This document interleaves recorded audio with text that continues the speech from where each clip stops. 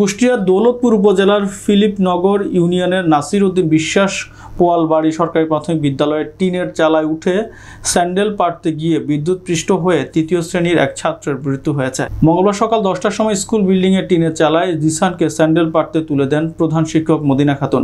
এ সময় বিদ্যুৎপৃষ্ট হয়ে ছাত্রটির মৃত্যু হয়।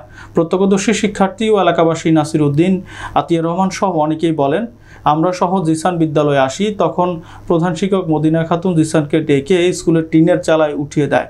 এমন সময় জিসান টিনের চালায় আটকিয়ে হাত পা ছুটতে থাকে।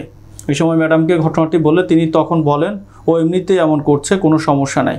পরে আমরা জিসানের পরিবারের সদস্যদের ডেকে এনে বিদ্যুতের লাইন বন্ধ করে জিসানকে টিনের চালা থেকে নামিয়ে আনি। শিক্ষার্থীর মা রিনা খাতুন বলেন, আমার ছেলেকে ডেকে টিনের চালে তুলে দিয়ে হত্যা করেছে প্রধান শিক্ষক মদিনা খাতুন। আমি তার বিচার চাই। নাম প্রকাশে অনিচ্ছুক মৃত ছাত্রদের আত্মীয় ওসি দৌলতপুরের ওপর ক্ষোভ করে বলেন, প্রধান শিক্ষিকাকে তিনি কিছু না বলে উল্টো আমাদের ধমক দিচ্ছেন। আমরা অসহায়, তাই কি বিচার পাবো না?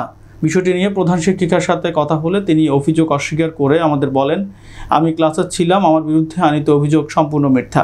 এদিকে উপজেলা সহকারী শিক্ষা অফিসার রাকিবুল ইসলাম বলেন, তদন্ত করে শিক্ষকের দোষ পাওয়া গেলে বিধি অনুযায়ী ব্যবস্থা নেওয়া হবে। কর্তব্যরত চিকিৎসক ডাক্তার আবদুল্লাহ আল জুবায়ের বলেন, সকাল 10টা 40 জিসান নামের ছেলেটিকে হাসপাতালে আনলে বিপি ও পালস পরীক্ষা করে মৃত ঘোষণা করা হয়। তার শরীরে কোনো আঘাতের চিহ্ন ছিল না। এই ব্যাপারে দৌলতপুর থানার ভারপ্রাপ্ত কর্মকর্তা মাহবুবুর রহমান বলেন, একজন স্কুল ছাত্রের মরদেহ উদ্ধার করে ময়নাতদন্তের জন্য কুষ্টিয়া জেনারেল হাসপাতালে পাঠানো হয়েছে। তদন্ত করে ব্যবস্থা গ্রহণ করা হবে।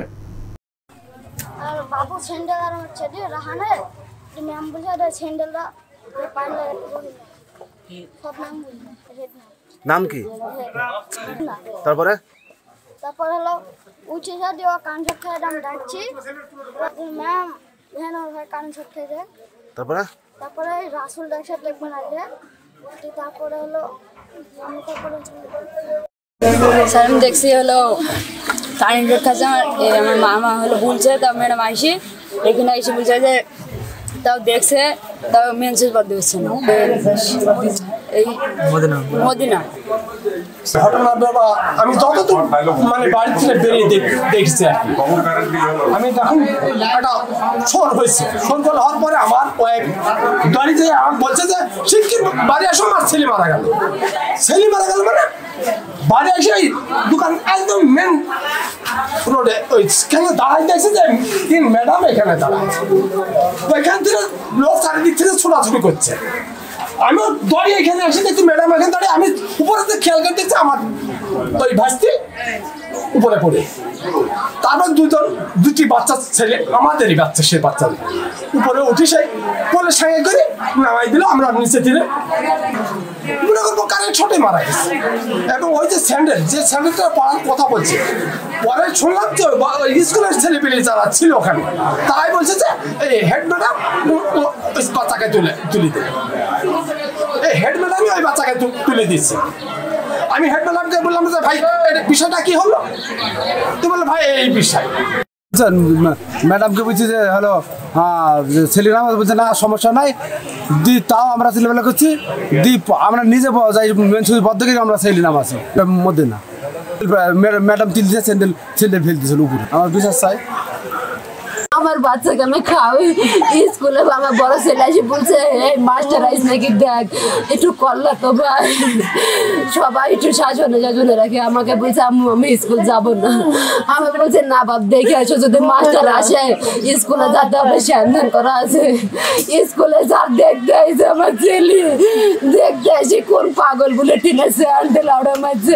ম্যাডাম বলে বলছে স্যান্ডেলটা পার।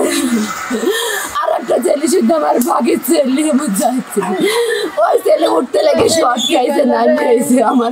আমার বাপ বুঝতে পারেনি ভাই, স্যান্ডেল যে না করতে লাগে আর টিনের পর পড়ে যায়, ব্যাগ করতে লাগে, তার হাত কাঁপছে। আমার ওই ছেলে বলে ম্যাডামকে বলছে, ম্যাডাম ইমেল এরকম করছে। ম্যাডাম তাও কান করে নিয়ে দৌড়া বাড়ি যায়, আমাকে বলছে কাকে গো, আমার ম্যাডামের নাম মদিনা আর রহিলা মিলি চলে গেছে। আর যাই বলছে কাকি দেখো গাড়ি টিনের পর হাত পাকায় বেবে করছে। আমি দৌড়াতে আসি দেখছি আমার ছেলে চোখ দাঁড়ে গেছে। ভাই আমি আমার ছেলের বদলে আমি আর কঠিন বিচার চাই, ওর ফাঁসি হোক। না না আমি উঠাইনি, আমার ক্লাসে দুজন অভিভাবক ছিল দাঁড়ায়। মোহাম্মদ আকিব হাসান, সহকারী উপজেলা শিক্ষা অফিসার, এই সংশ্লিষ্ট ক্লাসটার দায়িত্বে আছি।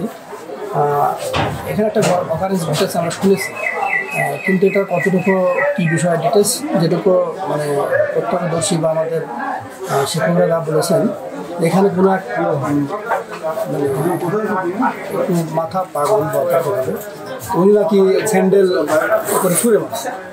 তো ওইটা এই বাচ্চাটা পারার জন্য হয়তো উপরে উঠেছেন। তারপরে কি ঘটেছে তারপরে তো এখন এই ব্যাপারে আমি তো এখনো আসলাম, ইনশাআল্লাহ এটা আমাদের ডিপার্টমেন্টাল ব্যাপার, যদি প্রমাণিত হয় সেই অনুযায়ী ব্যবস্থা নেওয়া হচ্ছে।